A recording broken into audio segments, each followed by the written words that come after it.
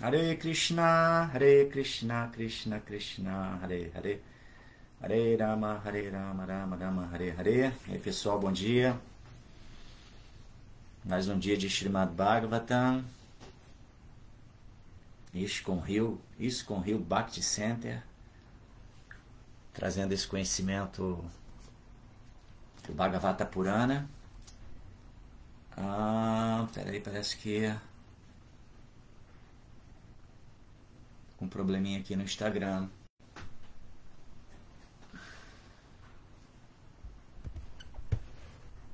Tentar melhorar aqui a posição do dispositivo para fazer essa transmissão simultânea.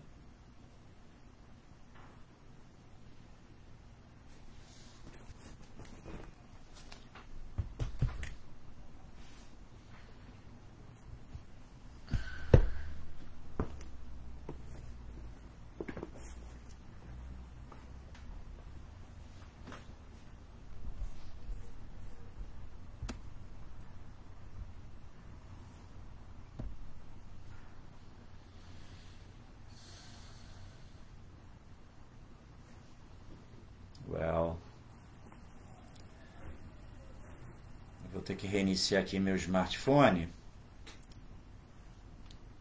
para poder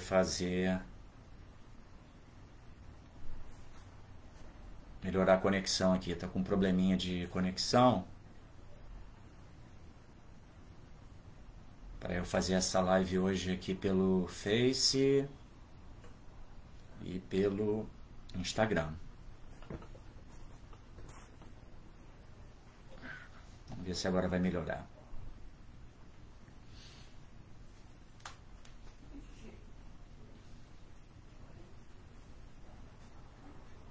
Ok, vamos lá.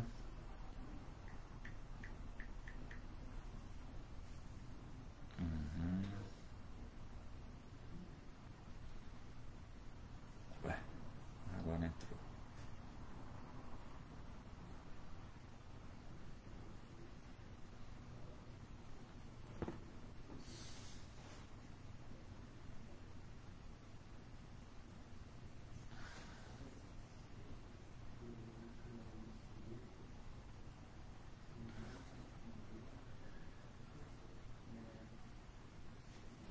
Poxa.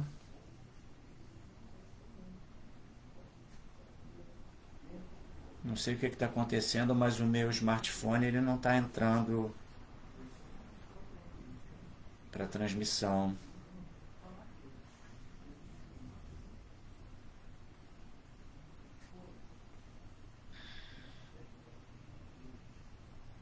Uma mensagem de que está sinal insuficiente, não sei porquê.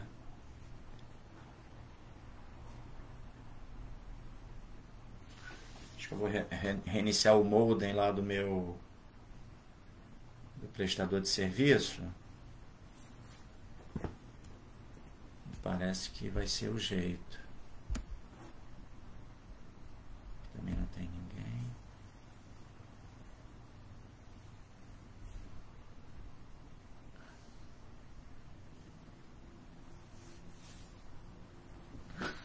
Um minutinho, gente.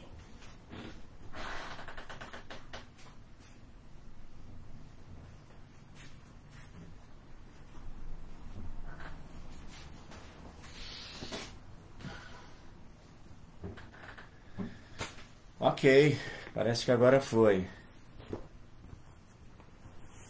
Parece que agora eu estou ao vivo, tanto para Instagram quanto para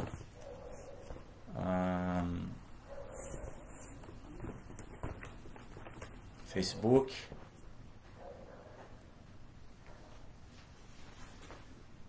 Tá legal, que irada, tá fora do... Ok, agora sim. Hare Krishna, Krishna Krishna, Hare Hare, Hare Rama, Rama Rama, Hare Hare.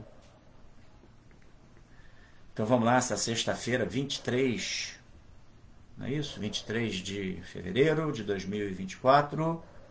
Ok, agora o pessoal começou a entrar aqui também. Eu estava com um probleminha, não estava acessando o Instagram, mas agora fluiu. Então, vamos lá. Srimad Bhagavatam, terceiro canto, capítulo 4, verso número 17. Om Namo Bhagavate Vasudevaya. Om Namo Bhagavate Vasudevaya. Om Namo Bhagavate Vasudevaya. Narayana Namaskritya Naranchaiva Narottamam Devim Saraswatim Vyasam Tato Jayanudiraye. Antes de se recitar o Srimad Bhagavatam, que é o verdadeiro meio de conquista, deve-se oferecer respeitosas reverências a Narayana, a suprema personalidade de Deus, a Narayana Rishi, o ser humano supremo, a deusa do conhecimento, da sabedoria, Saraswati, a Srila Vyasadeva, o compilador, e a Srila Prabhupada, o propagador. Então, pessoal,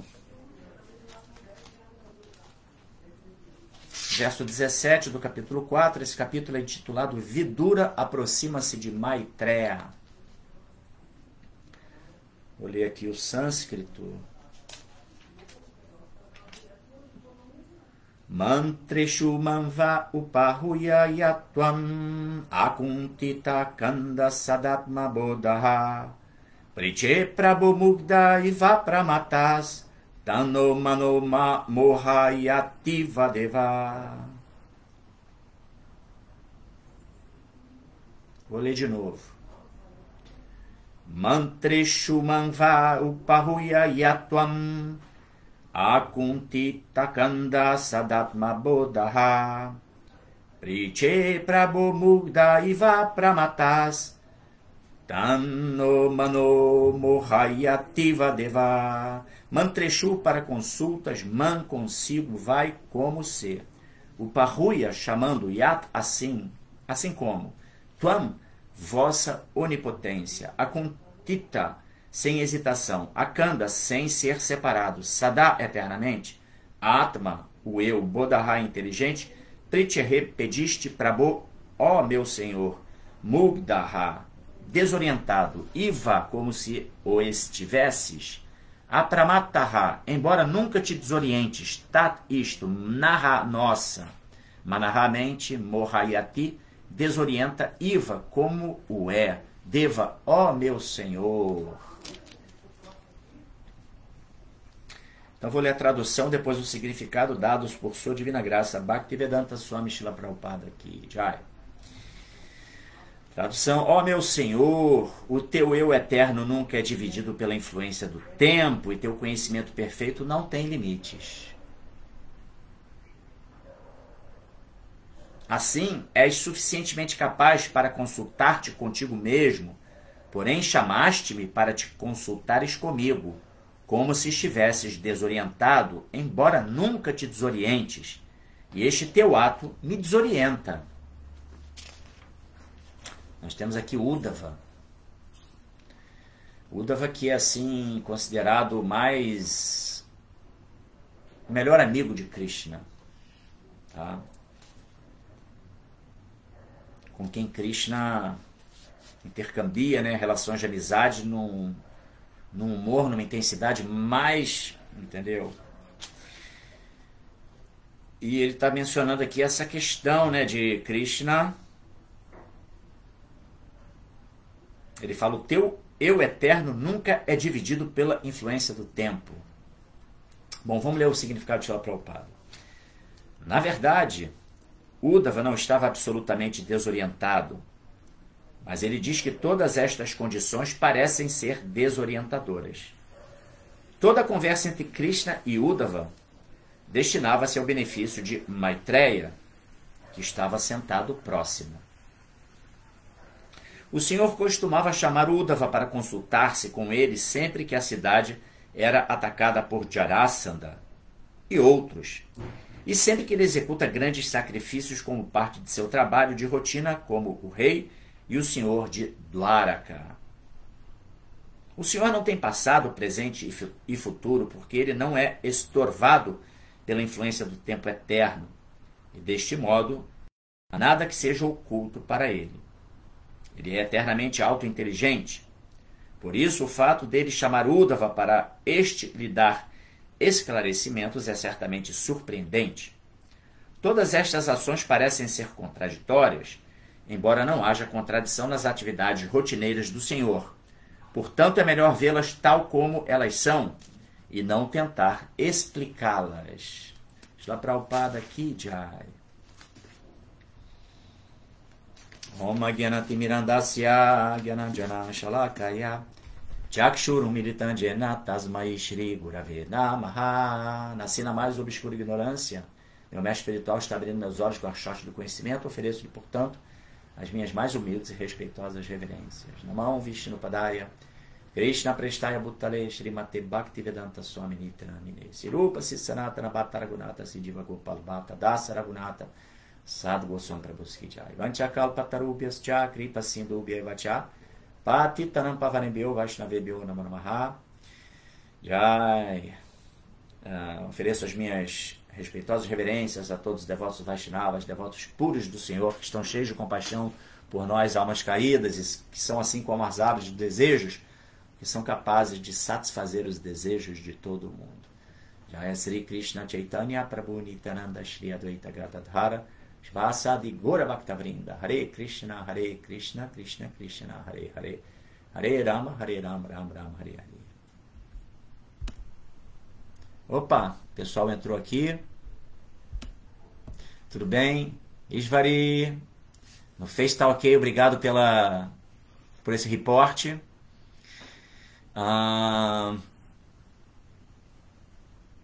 Marcelo Magalhães, Marcos Hahnemann, Sérgio Azevedo, bem-vindo todos. Aqui no Instagram eu demorei um pouquinho a entrar, mas já tem um pessoal também se conectando, sejam todos muito bem-vindos. Acabei de ler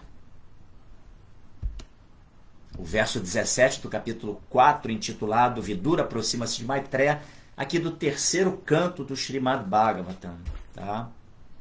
Onde a gente pôde observar, você que acompanhou a leitura do verso e do significado de Shila Prabhupada, Uddhava falando sobre aspectos assim absolutamente incomuns, né, de Krishna, da suprema personalidade de Deus. Eu vou ler novamente o verso, como é o nosso protocolo. É até bom que quem chegou um pouquinho depois pode ouvir o sânscrito, pegar novamente a tradução desse shloka, né, desse mantra, desse verso, e aí depois eu vou discorrer um pouquinho, e sempre lembrando a importância de você que acompanha, da gente criar aquela dinâmica de uma via de mão dupla, onde você também, por favor, teça os seus comentários, entendeu? Para a gente poder ampliar a nossa capacidade de percepção desse conhecimento tão profundo das escrituras védicas, do Srimad Bhagavatam, tá bom? Claro, perguntas, até mesmo eventuais questionamentos no sentido proativo, né, para que seja proativa a abordagem, tudo é muito bem-vindo, tá bom? O negócio é a gente aprofundar nesse conhecimento maravilhoso de Bhakti Yoga, né, que é serviço devocional à suprema personalidade de Deus. A gente se aprofundar no conhecimento acerca desse processo de Bhakti Yoga. Legal? Então vamos lá. O verso 17, capítulo 4, terceiro canto. Mantreshu manva upahuya yatvam akuntita kanda sadatma bodaha priche prabhu mugda iva pramatas tano mano mohayativa deva. E a tradução, ó meu Senhor, o teu eu eterno nunca é dividido pela influência do tempo, e teu conhecimento perfeito não tem limites. Assim, és suficientemente capaz para consultar-te contigo mesmo, porém chamaste-me para te consultares comigo, como se estivesses desorientado, embora nunca te desorientes, e este teu ato me desorienta.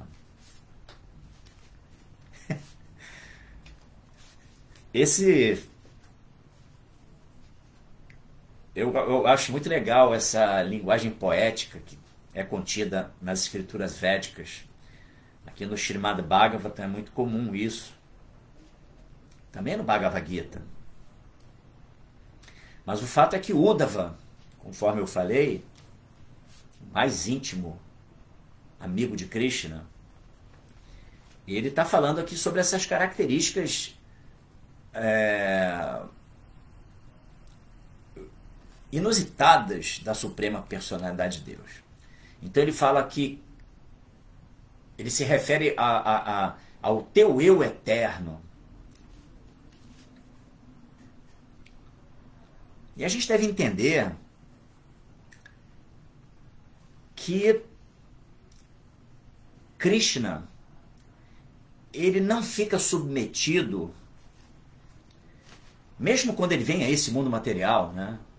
Quando Krishna vem a esse mundo material, ele nunca fica submetido às leis da natureza material. Por quê? Porque Krishna, ele é o Mayeshvara.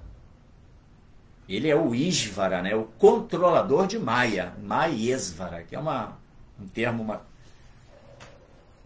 né? Uma palavra combinada. Ele é o controlador de Maya. Então, diferentemente da Diva Atman, de nós,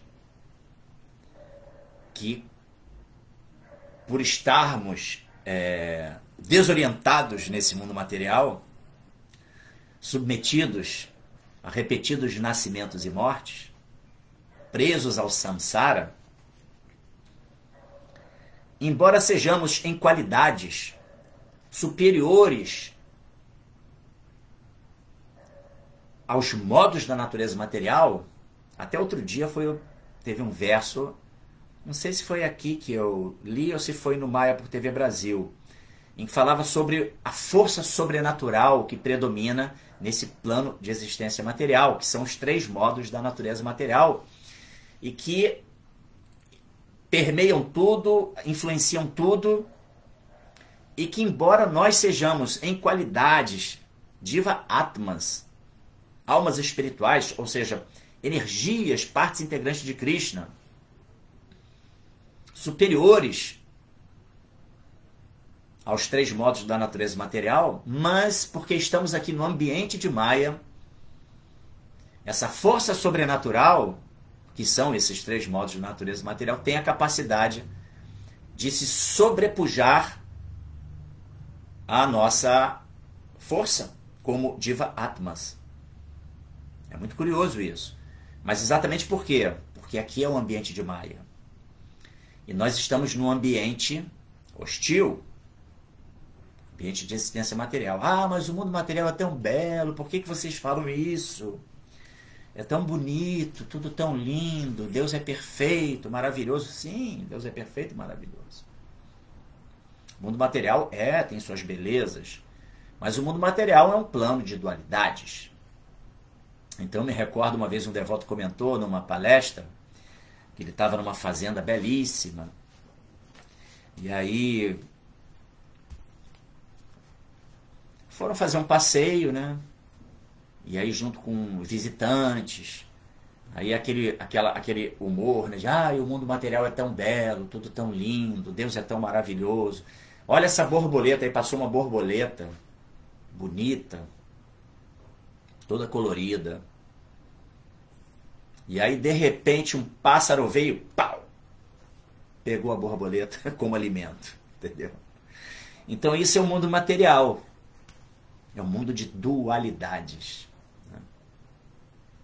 Porém, embora nós, almas corporificadas, almas condicionadas, que estamos sob o jugo de Maya, dos 3 modos da natureza material, Krishna nunca fica sujeito a isso, porque Krishna, ele é o Senhor de tudo. Deus é o Senhor de tudo. Então Deus não se influencia por nada. Tá? Agora, claro, é importante que se compreenda que Krishna nunca contraria o Dharma. Também tem isso. Ele é perfeito em tudo. Krishna nunca, ele nunca fica inebriado com nada, ele nunca fica confuso com nada. Porque ele está sempre na plataforma do absoluto. Ele é a fonte do absoluto. Ele é a fonte de tudo. Então ele conhece todos os atalhos, todas as pegadinhas, todos os nuances desse mundo material. E aqui na Bhagavad Gita,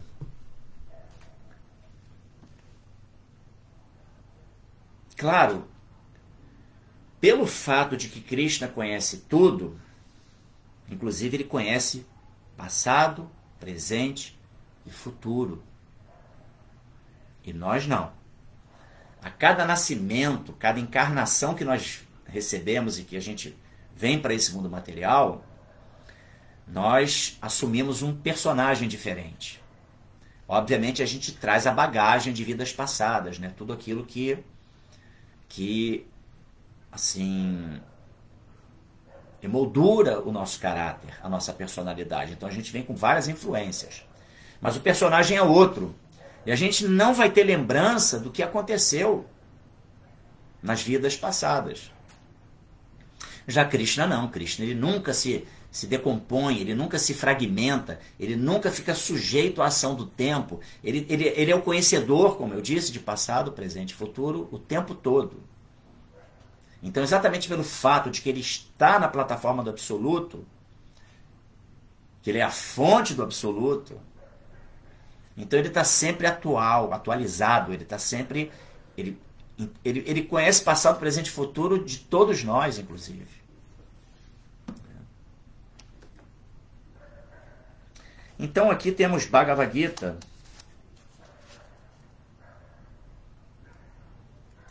capítulo 4, conhecimento transcendental, verso número 5. Shri Bhagavan Uvacha Bahuni me vyapitani janmani tava chajuna tani aham veda sarvani natvam vetta parantapa. Tradução: a personalidade de Deus disse: tu e eu já passamos por muitos e muitos nascimentos. Posso lembrar-me de todos eles, mas tu não podes, ó subjugador do inimigo. Olha que interessante. Prabhupada, vou ler um trecho aqui do significado de Srila Prabhupada, que é bastante elucidativo. Então, Prabhupada fala assim, no Brahma Samhita 5.33, Brahma Samhita são as orações do Senhor Brahma. Ele se dirige a Krishna, enaltecendo as qualidades de Krishna, glorificando a suprema personalidade de Deus. E aí, fala Demas, bom dia, bem-vindo. E aí ele fala assim, no Brahma Samhita temos informações de muitas encarnações do Senhor. Lá ele diz, Advaitam Achyutam Anadim Ananta Rupan Adyan Purana Purushan Nava Jovanancha Vedeshu Durlabam Adurlabam Atma Bhakto Govindam Adipurusham Tamaham Bhajami. Tradução: adoro Govinda, Krishna, a suprema personalidade de Deus, que é a pessoa original, não dual, infalível e sem começo. Embora se expanda em formas ilimitadas, ainda assim ele é o original. Embora seja a pessoa mais idosa, ele sempre se mostra como um jovem viçoso. Essas eternas, bem-aventuradas e oniscientes formas não podem ser compreendidas por meio da erudição védica, mas elas estão sempre manifestas aos devotos puros. Ou seja, embora Krishna se manifeste, dito que aqui mesmo na Bhagavad Gita fala, que Krishna, as encarnações de Krishna são como as ondas do mar. Imagine, incontáveis, inumeráveis, não dá para se mensurar a quantidade de ondas, não é verdade? Então, mas sempre que Krishna se manifesta, ele está ali íntegro, integral, tá? E nunca submetido à ação do tempo. Tem um outro verso seguinte, a esse que eu li agora, também, que é muito interessante, em que fala o seguinte, que vai exatamente confirmar essa questão, de que Krishna ele não fica submetido à ação do tempo, às influências dos modos da natureza material. Também não fica submetido ao karma. Ele é o senhor do karma. Ele é o controlador do karma, né, das atividades e da reação das atividades. E esse verso é o verso 6. Eu li antes o verso 5. E logo no verso 6 fala assim: Ajopi san ayayatma bhutanan isvaropi san prakritim swam adistaya sambhavami atma mayaya. Embora eu seja não nascido e meu corpo transcendental jamais se deteriore, e embora eu seja o senhor de todas as entidades vivas, mesmo assim, em cada milênio, eu apareço sob minha transcendental forma original. Ou seja, que Krishna confirma que ele vem a cada milênio, ele aparece nesse mundo material, mas sempre na sua forma transcendental, porque Krishna está sempre na sua forma transcendental. Krishna, ele não recebe um corpo material que fica sujeito a nascimento, velhice, doença e morte. Krishna. Por isso, até a gente observa, por exemplo, agora, mais recentemente, alguns devotos têm adotado uma linha de divulgação de eventos em que se procura omitir algumas verdades. Vou dar um exemplo. Todos os festivais que celebram aparecimento de Krishna, de seus associados, desses Nitya Siddhas, a gente, tradicionalmente, a gente divulga como o aparecimento transcendental da Suprema Personalidade de Deus, o aparecimento transcendental de Nityananda, Nityananda Trayodasi, enfim.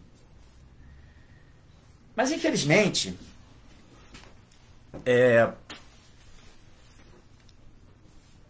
em vez de se transmitir essas informações seguindo a linha de Srila Prabhupada, alguns devotos pensam assim: não, a gente tem que adaptar a forma de se expressar para que as pessoas entendam. Aí bota lá, celebração do aniversário de Krishna. Não. Por que a gente tem que manter essa tradição? Porque o aparecimento de Krishna é diferente, gente. Krishna aparece, ele se manifesta, ele não morre e vai lá ser cremado ou ser enterrado o seu corpo. Não, o corpo de Krishna é transcendental. E Krishna depois ele sai desse mundo sem deixar vestígios, entendeu? Por isso ele aparece e depois a gente celebra o desaparecimento, né? Como por exemplo, é comum isso, né? O desaparecimento de Srila Prabhupada. Tá? Embora Prabhupada, obviamente, tem lá o seu corpo, porque Prabhupada, embora um Nitya Siddha fosse, aí sim, ele vem na condição de um guru, um mestre espiritual. Mas ainda assim, a gente celebra a data do que se chama da morte de Srila Prabhupada, a gente também se refere ao desaparecimento, porque o guru, embora ele tenha aceitado uma forma material, mas ainda assim, ele vem a esse mundo num aparecimento, porque é místico, é transcendental, ele vem em missão. Então, eu para nada acho legal essa coisa de, o aniversário de Krishna, o aniversário de... Não, não é aniversário. Não é celebração do aniversário. É celebração do aparecimento, celebração do desaparecimento, exatamente por quê? Porque são situações distintas. Entendeu? Porque é só explicar para as pessoas qual é a realidade. Não é difícil. Entendeu? As pessoas podem entender. A gente não pode adaptar a verdade. Essa é a questão da verdade, entendeu? Até interessante eu estar falando isso, que eu estive recentemente assistindo uns posts de um pastor chamado Caio Fábio. E eu fiquei absolutamente positivamente impressionado com a forma com que ele expressa o conhecimento do evangelho cristão. Não tem papo na língua, é papo reto. Aí eu até comentei assim com meu filho, falei, nossa, esse... E até com um ouvinte nosso circunstancial, que é o Leandro Silveira, eu comentei, caramba, esse pastor, ele é um guru, entendeu? Ele é um guru, ele realmente fala, ele expressa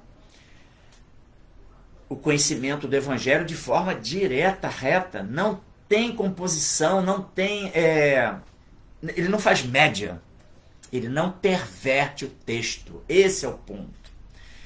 E quando a gente quer adaptar o discurso, a capacidade das pessoas entenderem, entendeu? A gente está querendo controlar o conhecimento. A gente acha que nós somos detentores da capacidade de controlar o conhecimento, controlar o resultado da propagação do conhecimento. Não somos. A gente tem que procurar expressar aquilo dentro do viés que foi trazido, propagado por Guru Shastri Sadhu. Mas eu estou falando tudo isso exatamente para evidenciar essa questão de que Krishna, ele aparece nesse mundo e depois ele some, ele desaparece. Como Chaitanya Mahaprabhu, por exemplo, que existem registros que ele foi ter o darshana de Tota Gopinata, uma deidade que fica lá em Jagannatha Puri. É uma deidade que não é da ISKCON, tá? E que ele desapareceu entrando no corpo da deidade. É super místico, mas é isso, gente. Vamos fazer o quê? Vamos inventar uma historinha? Entendeu? Vamos querer adaptar? Não podemos falar isso porque as pessoas não vão entender. Não, é assim, gente. Tá, talvez não tenhamos pureza, mas a gente não pode ajustar a informação, porque aí a gente macula ainda mais essa pureza que vem através da sucessão discipular, que é esse conhecimento que é transmitido de forma autêntica. E essas adaptações que se pretende fazer, elas eu não acho que são pertinentes. Claro, a gente tem que ter sensibilidade para falar a verdade de acordo com tempo, lugar e circunstância. Isso é um fato. Mas no que diz respeito a essas manifestações transcendentais de Krishna, seus avataras e tudo mais, não tem jeito. Krishna não nasce, gente. Ele não nasce e morre. Então, por isso, sim, Krishna aparece nesse mundo e Krishna desaparece. Porque Krishna está sempre transcendental. Né? A sua força energética, ela é muito superior à força sobrenatural que os modos da natureza material exercem nesse mundo. Ele não fica jamais submetido a isso. Então,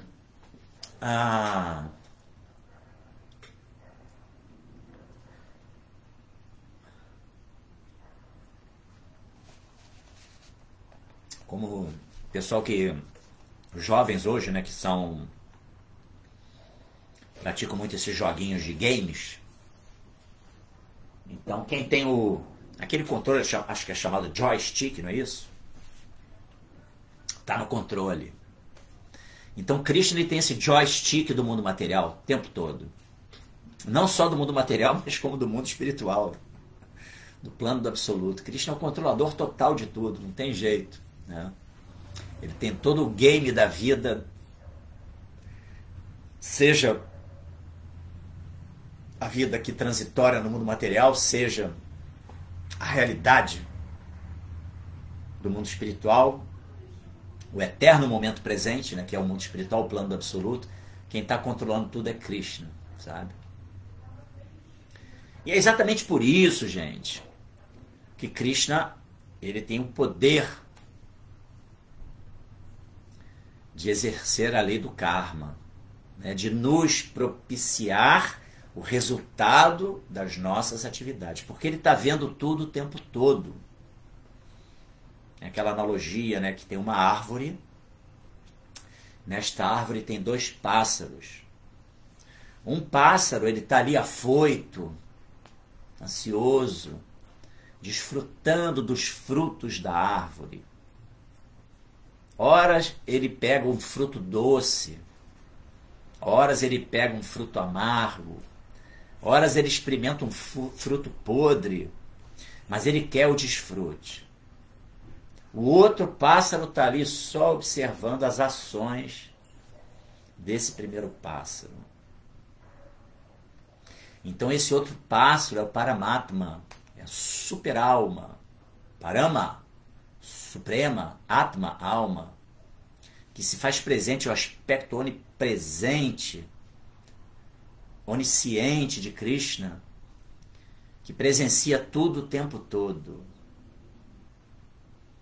E é exatamente por ser a testemunha suprema do que está acontecendo com cada entidade viva, em cada universo, em cada plano de existência, é que Deus ele tem o poder de gerar, na exata medida do que a gente precisa, o resultado dos nossos atos, dos nossos próprios atos. Entendeu? Então, esse é o poder de Krishna, né, que controla tudo dentro da Matrix e fora da Matrix. Né, quem assistiu esse filme sabe do que eu estou falando, né? Sobretudo o primeiro filme, ele foi muito impactante e que apresenta assim um enredo que, claro, salvo engano, é Steven Spielberg, que é quem criou esse filme, né? Eu não tenho a dúvida que ele teve contato com as escrituras, porque é exatamente a Matrix, que é as entidades vivas ali que estão presas dentro de um sistema, de uma rede, uma web, né? No caso no filme, vivendo uma realidade que não é a realidade, e tem os sankirtaneiros que estão fora da Matrix, que vão tentar resgatar as almas condicionadas ali na Matrix. Não é assim? Então, Krishna controla tudo. Né?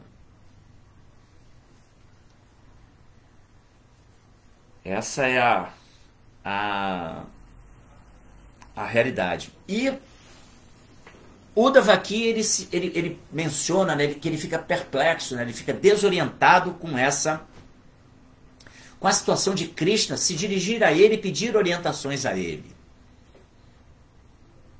Isso vai ao encontro também do fato de Krishna ele intercambiar relações amorosas com os seus devotos, seus associados, e aceitar se colocar em condições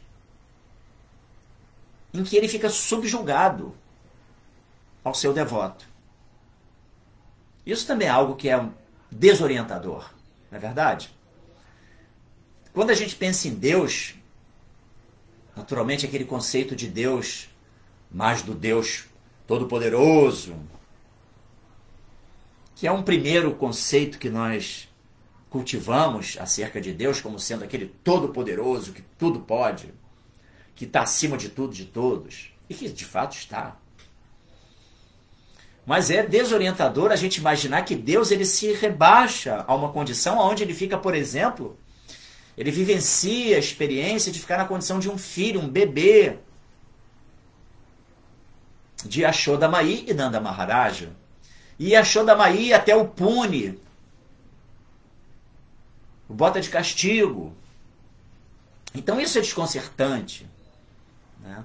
Mas tudo isso, Krishna, ele promove esses passatempos por amor àqueles que o amam com toda a intensidade. Esse é o fato. Krishna ele é conquistado pelo amor do seu devoto. E aí ele aceita se colocar numa condição subalterna ao seu devoto, por amor.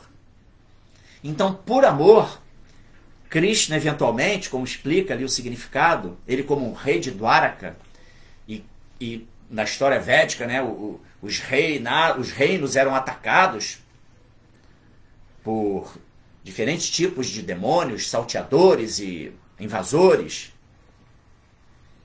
E aí, nesses momentos, Krishna ele se consultava com Uddhava. Mas como assim, né? Se Krishna ele é o conhecedor de tudo, ele sabe de tudo, ele é a fonte de tudo, controlador, ele tem um joystick do mundo material, do mundo espiritual. Como assim ele precisa se consultar com alguém? Não precisa. Mas por amor a Uddhava, ele vai lá e se consulta com Uddhava. Tal qual um pai, às vezes, né? Já tem um filho mais crescido, que já passou da fase da adolescência, ou que está ali começando a enxergar a vida com seus próprios olhos. Aí o pai, ele às vezes vai lá e consulta alguma coisa ao filho, assim, para dar moral, né? Para demonstrar que, não, vamos lá, eu quero te ouvir também, o que você acha? É uma forma de você enaltecer, de você demonstrar confiança. É um ato de amor, né? Em última análise. Então é assim que Krishna ele atua, sempre buscando manter, né? Intercambiar essa forma de amor através de atitude amorosa perante seus devotos. Mas por quê? Porque ele é conquistado pelo amor, pelo intenso amor dos seus devotos e aceita ficar em condições subalternas. Imagine Uddhava, né? Uddhava uma grande alma, né? Uddhava absolutamente um gentleman, né? Titikshava karunika surida sarva dehinam ajata shratava shanta sadava sadhu bhushanaha. Uddhava é um sadhu, né? Sadhu bhushanaha. Quais são os atributos de um sadhu, de uma pessoa santa? Eu gosto sempre de falar isso, né? Que o termo santidade ele deriva de sanidade. E sanidade é o quê? É você saber quem você é. Você ter sã consciência da sua condição como alma espiritual, parte integrante de Krishna. Nós somos almas espirituais, partes integrantes de Krishna. E a nossa vida deve ser o quê? Empreender ações amorosas, práticas para Krishna. Aí isso é ser uma pessoa sã. E quando você estabelece essa sanidade na sua vida, aí você vai estar na plataforma de santidade, que é a sanidade, a mesma coisa em última análise. Então, quais são os atributos, né? Sadhu bhushanaha. Os atributos de uma pessoa santa é que ele é titikshava, muito tolerante. Karunika, misericordioso. Surida sarva dehinam. Surida significa bem-querente. Sarva de todas, dehinam. As entidades vivas que estão aí corporificadas também. Tem aquele verso, né? Derino ismindyata derre, né? Que é a alma corporificada. Derrinam, então, significa as almas que estão corporificadas. Então, uma pessoa do calibre de Uddhava, ele é um titikshava karunikas suridam sarva derrinam. Ele é um bem-querente de todas as entidades vivas. Ajata Shatrava Shanta. Ele não tem inimigos. Não tem inimigos. Por quê? Porque uma pessoa santa, uma pessoa sã, ela não entende que aquele que a ofende é seu inimigo. Ela vê tudo como arranjo de Krishna. Então, ainda que injustamente lhe seja dirigida algum tipo de ação por parte de alguém e ela sofra um revés, o transcendentalista, esse sadhu, essa pessoa santa, ela vai entender, opa, eu sou merecedor disso. Então ela não vê o agente da ação que a ofendeu como sendo um inimigo. É uma plataforma, né, gente, bem avançada de consciência. Então, Uddhava era assim. E Shanta, né? Ajata Shanta. Ele é uma pessoa pacífica. E Sadhava, ele é adicto às escrituras. Ele está sempre ali conectado com o conhecimento revelado. E lá no Bhakti Rasamrita Sindhu, Néctar da Devoção, tem um verso que fala Shruti Smriti Purana Di Pancharata Vidivina Kantiki Hared Bhakti Utpayava Kalpate. Esse verso fala que o serviço devocional executado sem estar devidamente orientado pelos Shrutris, Smritis, Purana Di, ou seja, pelos Shrutis, que é o conhecimento das escrituras, Smriti, aquele conhecimento que lembra, que é com base no conhecimento das escrituras, e Purana, nos Puranas, que, por exemplo, Bhagavata Purana, o Srimad Bhagavata. O serviço devocional, ele tem que estar ali alicerçado, orientado pelas escrituras. Por isso, o sadhu, ele é um sadhava, porque ele está ali. Lembra a questão do tripé, né? O tripé da espiritualidade, Guru, Shastra e Sadhu. Guru, a informação de Srila Prabhupada como mestre espiritual, o Acharya fundador, aquele que estabeleceu e adequou o processo da era. Sadhu, os outros acharyas, predecessores e aqueles que estão propagando esse mesmo conhecimento sem desvios, sem deturpação, preservando a verdade como ela deve ser propagada, sem ajustes, entendeu? Sem média, sem fazer média. Sem fazer média. Então,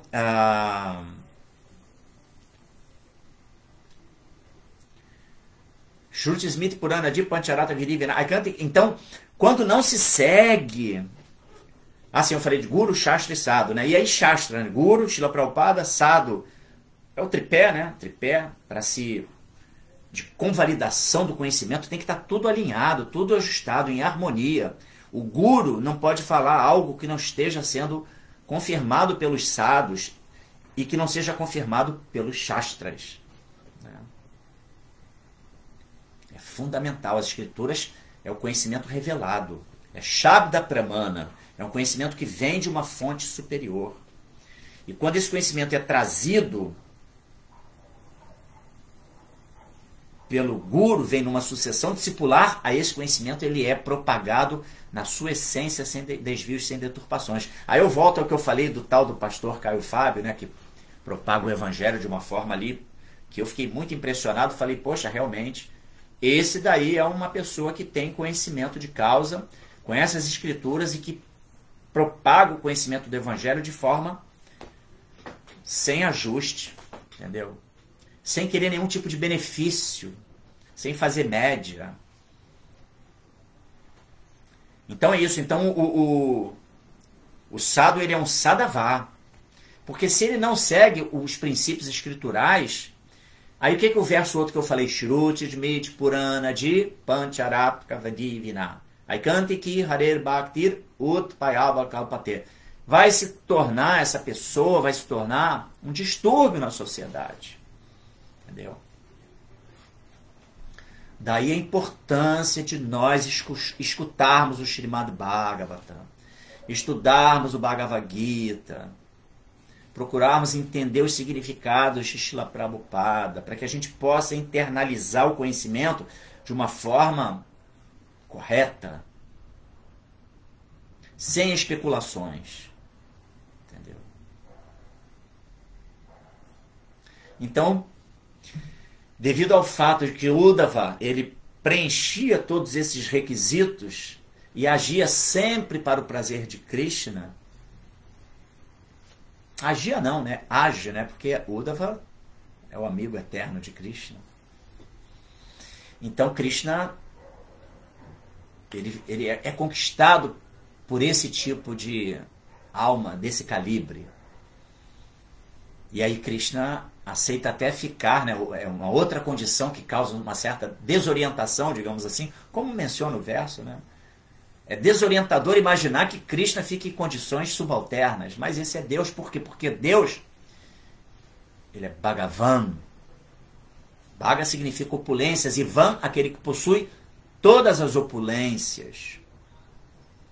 E aí as escrituras reveladas falam das 6 opulências de Krishna: beleza, fortuna, poder, conhecimento, fama, e uma outra que é renúncia, desapego. Krishna, embora ele seja o supremamente todo-poderoso, a suprema personalidade de Deus, ele não se inebria com isso, ele não se julga, ele é o todo-poderoso, mas ele não tem apego a isso. Ele é completamente renunciado. Então, é isso. Né? Eu li aqui um comentário do Ademas, já vou me reportar o teu comentário, tá, Ademas? Muito legal. Então é isso, né? Krishna, ele é absolutamente desapegado, renunciado. Ele poderia fazer de todos nós robozinhos amorosos.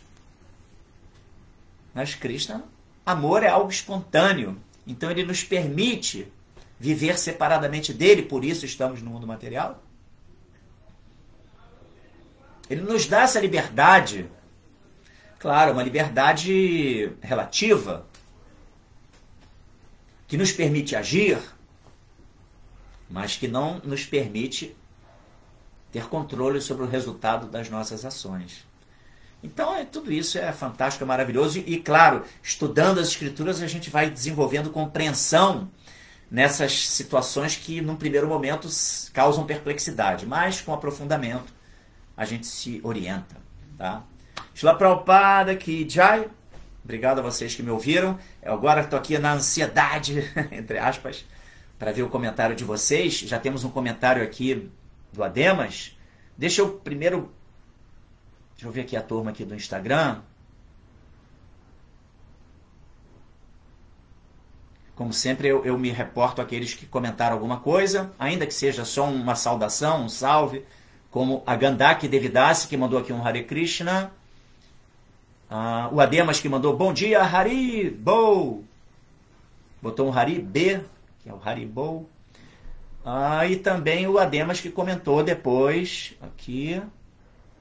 Estou fazendo um estudo no livro de Apocalipse.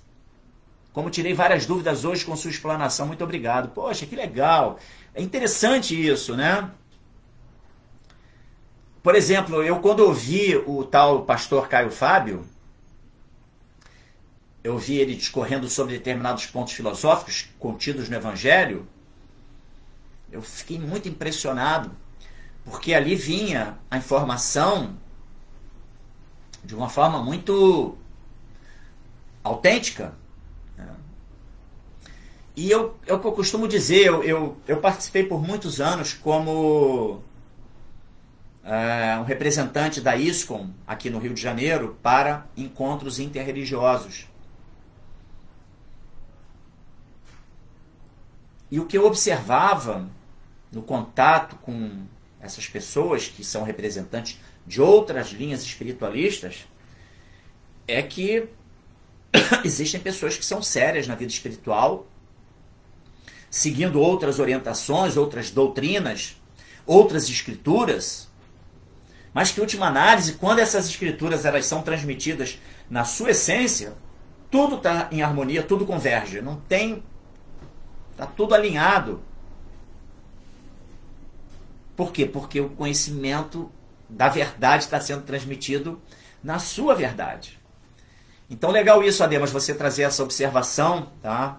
E fico feliz que eu possa ter ajudado você a eliminar algumas dúvidas. Muito legal. Aqui temos também o Mantra Chaitanya Dasa, que mandou um bom dia, Hare Krishna. E a Fernanda Marques. Tudo bem, Fernanda? Hare Krishna. E aqui no nosso Facebook, também tem um... Oh, que legal, o pessoal comentou a beça.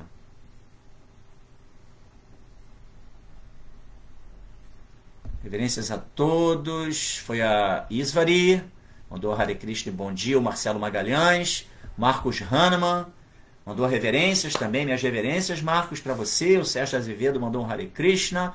Isso com Rio, Jai Prabhu, reverências, todas as glórias, Shila Prabhupada. Presumidamente é o Paravyoma Prabhu. Aqui o Marcos Hahnemann, se o Senhor Krishna desaparece, por que então há o passatempo dele ser flechado? O Senhor Krishna desaparece. Krishna foi flechado? Eu não estou me lembrando desse passatempo. Não estou me recordando dele. Paravyoma que está aí conectado. Bom, vamos lá. Eu vou...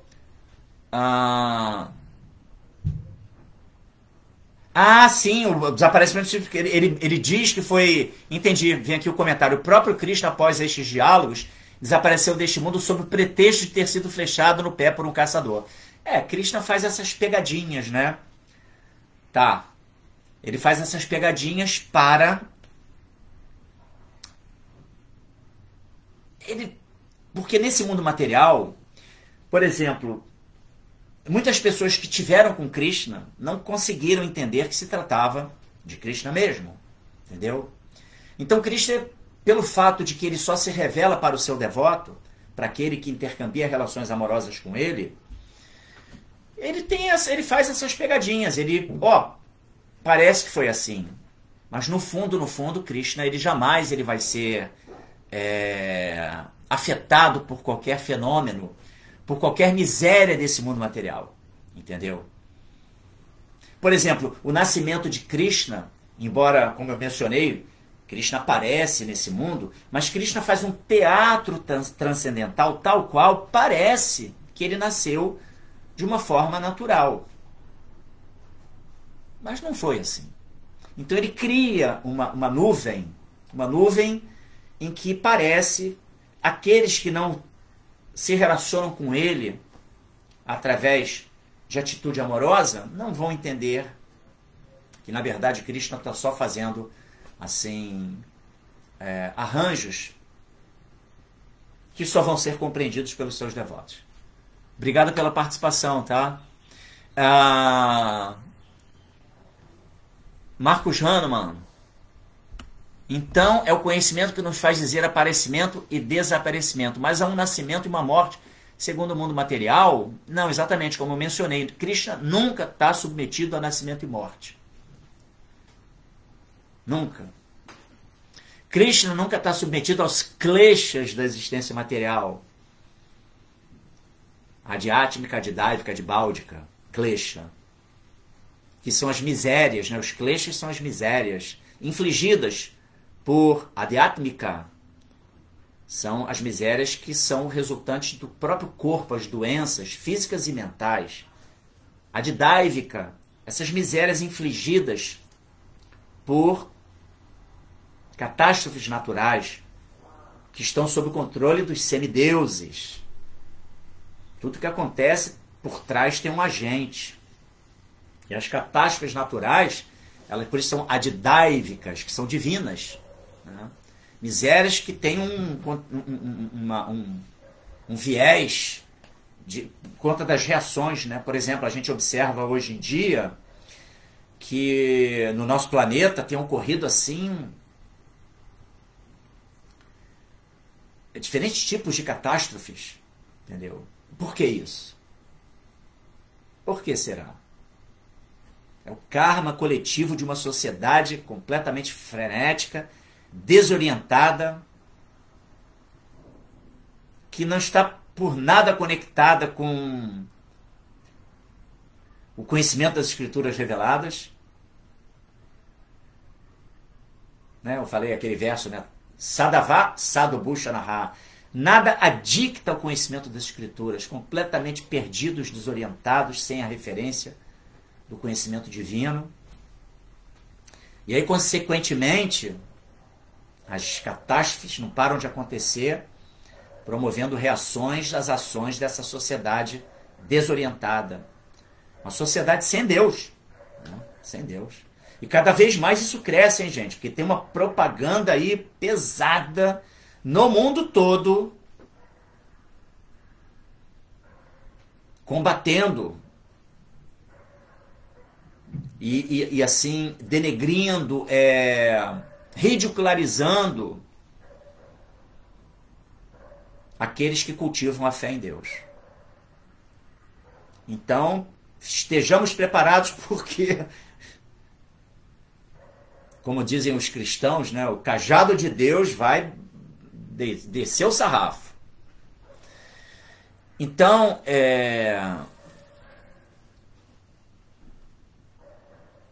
Então é isso, o Marcus Hahnemann. Sim, é quando a gente entende isso, né, que Krishna não vem nesse mundo de uma forma... Ele não nasce devido ao karma, tá? Ele não nasce nesse mundo. Krishna aparece nesse mundo. Ele nunca está controlado por karma, por nada. Ele vem a hora que ele quer. E a hora que ele quer ir embora, ele vai embora. Existem até transcendentalistas, né, yogis, que através da meditação eles conseguem desenvolver o poder de determinar a hora que eles vão partir desse mundo. Imagine.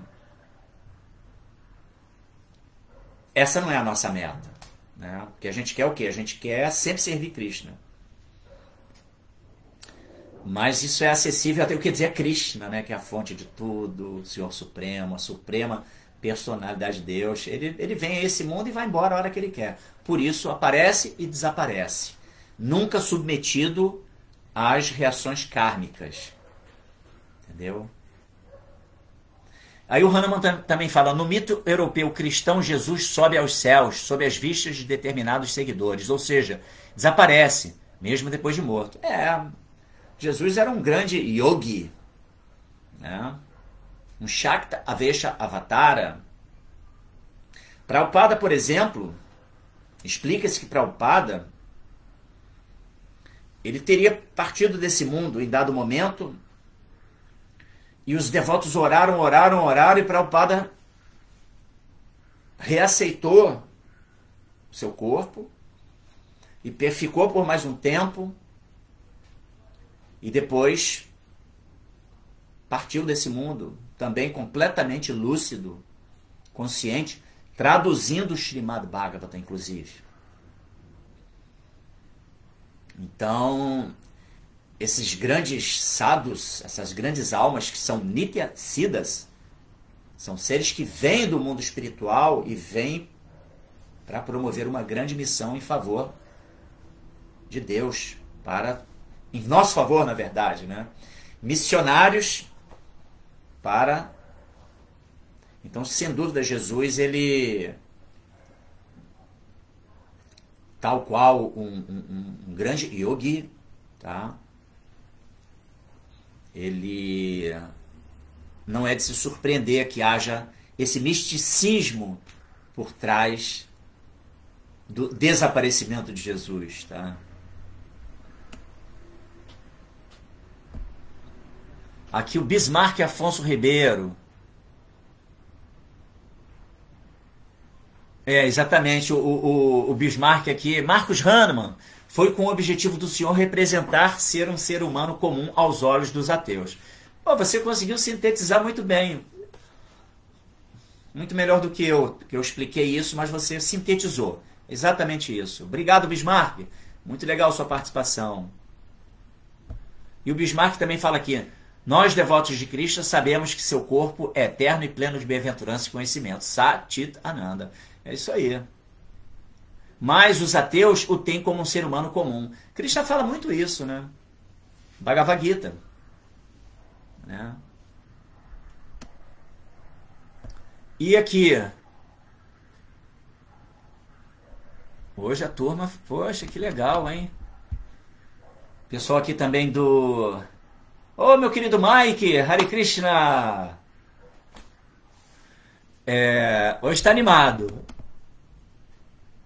depois do Bismarck, que falou, mas os ateus o têm como ser humano comum, vem o Marcelo Magalhães, pergunta, se a gente é o espírito e o espírito já é perfeito e completo, o que em nós vai se evoluindo na transmigração, já que não levamos a mente material? Levamos sim. O corpo sutil, que é mente, inteligência e ego falso, é o que transmigra. Entendeu, Marcelo? A alma está além de tudo isso. A alma, na sua pureza, quando ela se revela, plena e pura, ela já não está mais influenciada por corpo sutil, entendeu? Ela se revelou pura. E ela é o que é. E aí, nesse momento, fica a cargo de Krishna deliberar o nosso destino. Por isso os devotos não querem nem a liberação. Devoto não quer liberação. Devoto quer sempre servir Krishna. E é Krishna que vai deliberar. É Krishna que vem e fala assim, não, chega aqui, você já batalhou muito aqui nesse mundo, agora vamos embora, eu quero te levar para o mundo espiritual, eu quero te levar lá para Goloka Vrindavana. Vem comigo, vem. Então, devoto, a mentalidade do devoto é essa. E somente quando ele atinge esse estado de pureza, em que ele é a alma, ele encontra o seu Swadharma eterno, aí, nesse momento, é Krishna que vai deliberar. Mas o devoto ele não está nem interessado nisso, entendeu? Mas aí, voltando ao ponto, na transmigração, a gente vai ser transferido exatamente ao corpo sutil, constituído em mente, inteligência e ego falso. É o que nos leva e nos conecta com a próxima existência. Tudo baseado nas nossas experiências, nas nossas expectativas e naquilo que nós cultivamos. Tem até um verso muito poético que fala que assim como o ar transporta os aromas, olha que interessante, hein, Marcelo? Assim como o ar transporta os aromas, o corpo sutil, ele transporta a entidade viva, a alma espiritual, a Diva Atma, para o próximo corpo. Entendeu? Então, quando a gente tem uma conduta nessa vida positiva, a gente é proativo, a gente é disciplinado, a gente é cumpridor do Dharma, a gente está conectado com gente do bem, a gente está buscando a transcendência. Isso daí a gente vai ser transportado pelo corpo sutil para uma situação que está de acordo, porque Krishna garante que nós vamos dar continuidade à nossa trajetória, entendeu? Agora, se a gente é qualquer nota, pessoa que não tem hábitos saudáveis, pessoa que vive de qualquer jeito, que não age dentro de princípios de respeito, dignidade, né, moralidade, não cumprimos o Dharma, aí o nosso corpo sutil ele tem uma outra característica. Tal qual os aromas, lembra que eu mencionei nesse verso poético, né, que o ar transporta os aromas. Outro dia eu estava ali de carro com meu filho, a gente saindo, de repente o caminhão do lixo. A gente parou atrás do caminhão do lixo. Aí a gente, vamos sair daqui logo de trás do cheiroso. Aquele odor fétido do caminhão de lixo. Entendeu? E o ar transporta aquele aroma, né, horroroso. Mas o ar transporta também os aromas das flores, agradáveis, aromas agradáveis de serem sentidos, não é verdade? Então, a gente tem que buscar ter uma vida em que a gente reproduza bons aromas, que permitam que na hora que o nosso corpo sutil ele é transportado para a nossa próxima existência, a gente consiga ir para um lugar que nos permita essa continuidade de caminhada para o nosso desenvolvimento espiritual gradativo. Então é isso, Marcelo. Muito legal essa sua colocação, essa sua pergunta, Marcelo. Eu vou repetir a pergunta do Marcelo. Se a gente é o espírito e o espírito já é perfeito e completo, o que em nós vai se evoluindo na transmigração, já que não levamos a mente material? Então, a gente leva, sim, mente, inteligência e ego falso, que é o corpo sutil. O que transmigra, na verdade, acaba sendo a própria alma, que ainda está subjugada ao controle de Maya, em última análise. Ficamos subjugados a essa força sobrenatural exercida por Maya no mundo material. E então, é isso. Então a gente vai se desenvolvendo como alma, como seres, cada vez revelando mais a nossa essência pura como almas, nos desvinculando dos anartas, né, dos obstáculos que são, resultado. Tá tudo bem aí no Face? Acho que tá, né? Do que cultivamos, né? Então essa é a situação. A gente precisa emanar de nós bons aromas. Tá, Marcelo? Então a evolução é nossa como seres eternos, almas. Vamos tirando os arrastos, entendeu? Os apegos materiais, sabe? E vamos nos apegando àquilo que é real. Tá? Olha, eu fiquei muito satisfeito hoje que a turma mandou ver. Vocês participaram ativamente aqui. Eu acho que teve mais algum comentário aqui. Sim, a Tâmara, Sandy, 09.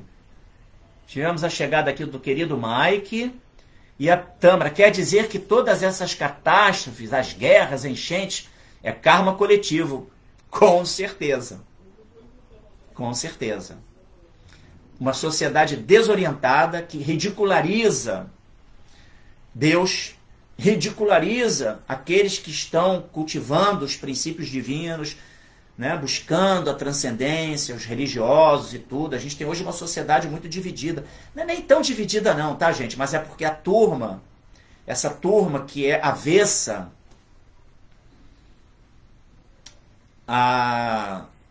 ao controle de Deus, eles fazem muito barulho, entendeu? Esse é o ponto. E quem está controlando o sistema no mundo material, o que eles querem? Eles querem sexo, drogas e rock and roll, né?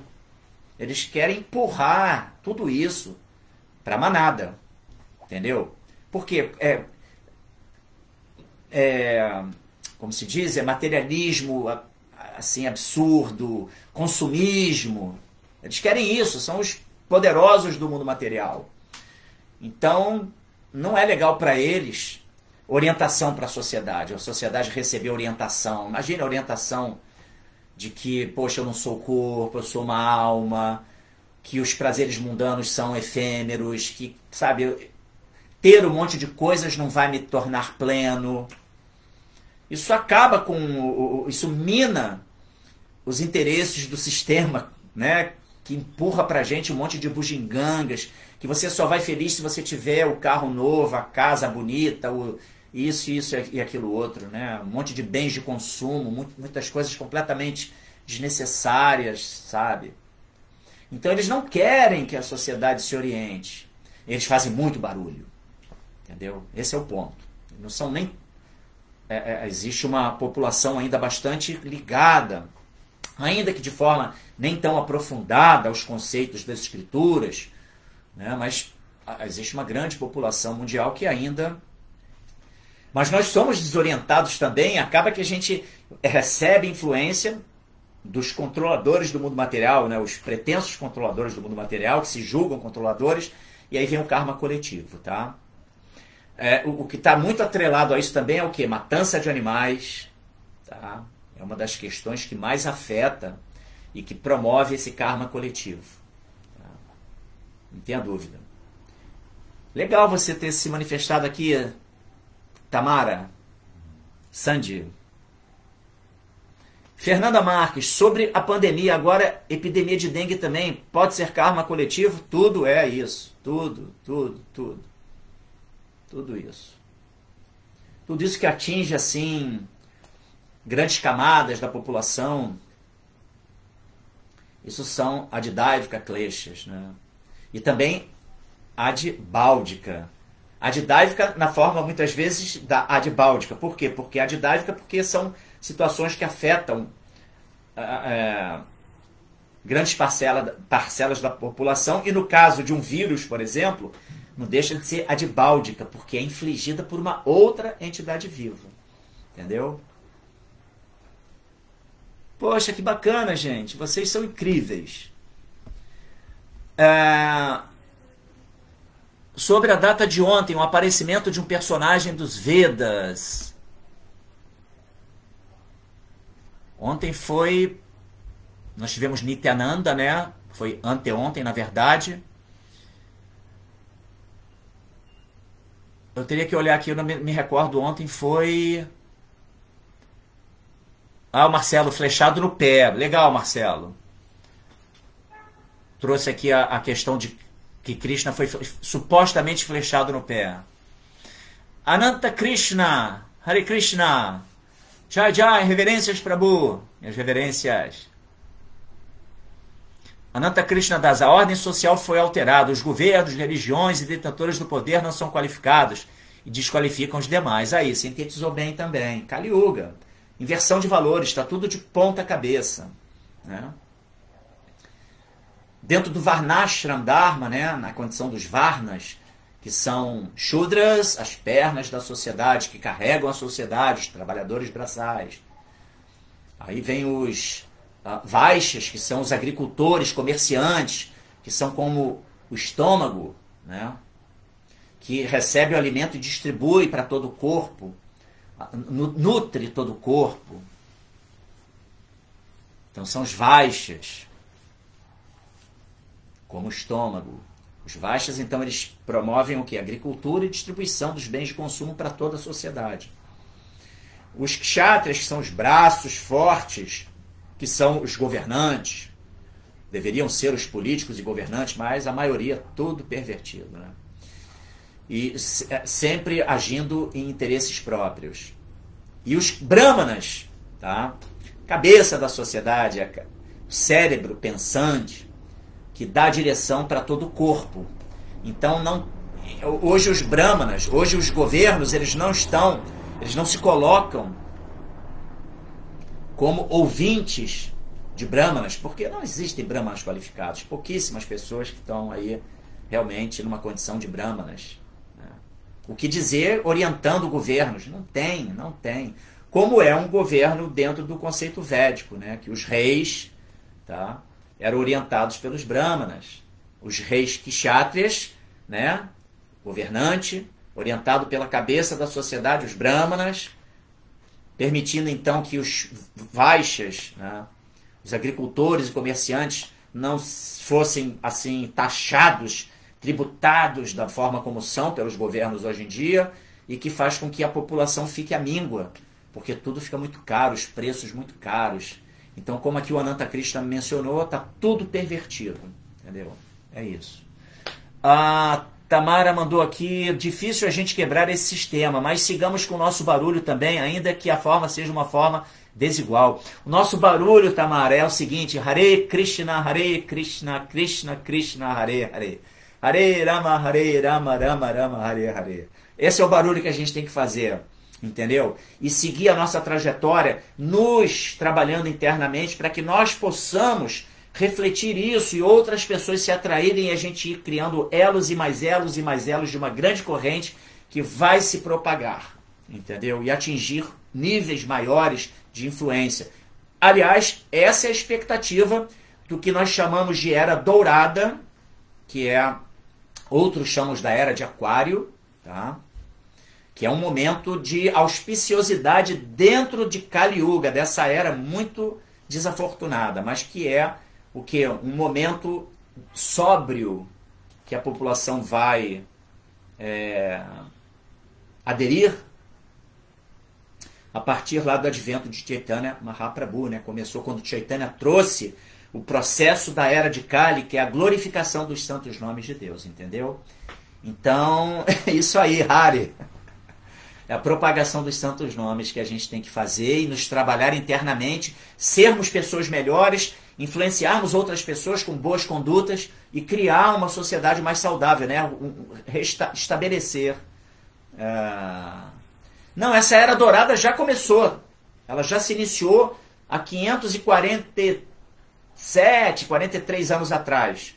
Mas é um processo, né? É um processo, vai devagar. Tá?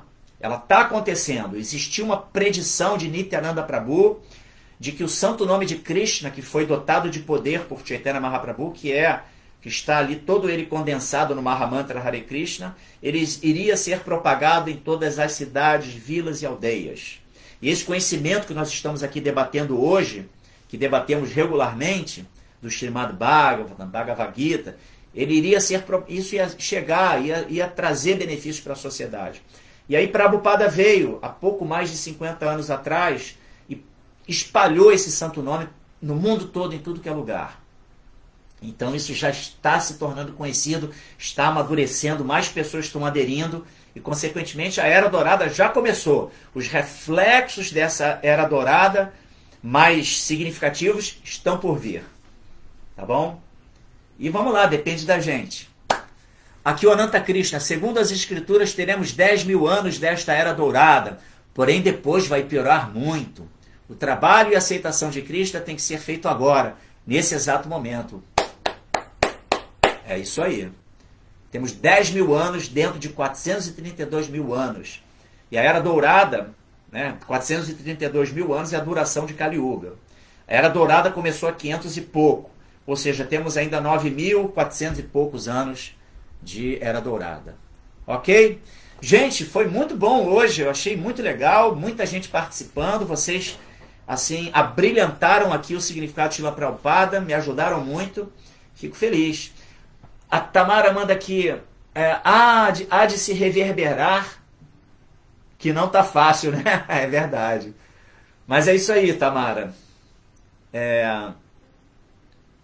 O processo começou e ninguém para. Krishna, ele veio e ele ama a gente. Ele quer o bem de todos. E aqueles que se conectam com ele, aí ele abriga, ele dá o seu abrigo.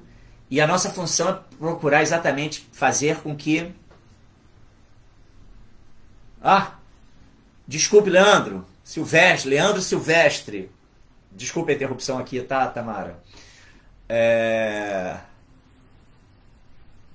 Eu chamei o Leandro de Leandro Silveira, Leandro Silvestre, me desculpe, meu querido. Tá? Que a gente debateu aquela situação daquele pastor, né, Caio Fábio, né? Muito legal. Foi um lapso aqui, tá? Né? Silvestre, não Silveira. Me desculpe. Então, voltando aqui então, Tamara, é isso mesmo, a coisa é gradual. Isa, não está fácil, mas também não está difícil. Ela mandou aqui um haha. Essa foi a Isa Mar. É verdade. Existe aí uma luz no fim do túnel, não é isso? Gente, quase 1h30 aqui eu falando, mas foi legal essa troca nossa, né? Porque a coisa fluiu. Vou ficando por aqui, lembrando, o final de semana tá aí, você que é do Rio de Janeiro. A Tamara ainda comentou, perfeito, Isa. É isso aí, gente. A gente tem que estar ligado, é assim, as coisas são assim, vamos nos trabalhar internamente e vamos propagar luz, acabou de falar aqui a Tamara Sandi. Tamara Sandi, 09. Propagar luz, isso aí. Então, voltando, gente, hoje é sexta, amanhã, sábado, temos aí o final de semana, começando, 10 horas da manhã, yoga para todos, lá no ISKCON Rio Bhakti Center. Não esqueçam, gente, se inscrevam no canal do YouTube, ISKCON Rio Bhakti Center, por favor, para a gente poder daqui a pouco estar fazendo as transmissões ao vivo, beleza? E vou ficando por aqui. E domingo, claro, Festival Transcendental, salvo engano, com a presença de Chandramukha Swami. Sim, amanhã também teremos o grande festival de Noite de Vraja, com a família Fabris, com a participação de Chandramukha Swami. R$70 o ingresso, gente, com um jantar maravilhoso que vai ser preparado pela Shridama, tá? A Tamara aqui falou que já está inscrita no YouTube. Amanhã eu tô lá. A Fernanda vai estar presente amanhã no programa Noite de Vraja, que legal.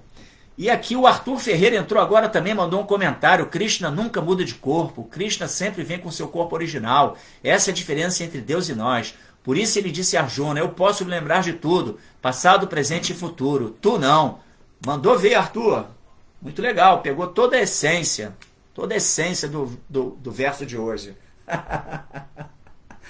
Gente, Hare Krishna, estou aqui super assim na bem-aventurança com vocês aí.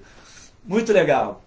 Então vou ficando por aqui. Bom final de semana a todos. E vamos lá, gente. Transcendência. Cantar Hare Krishna, fluir. E quem está no Rio de Janeiro, pô, aparece lá no templo, por favor, tá bom? Hare Krishna, Hare Rama. Shila Prabhupada aqui, Jai.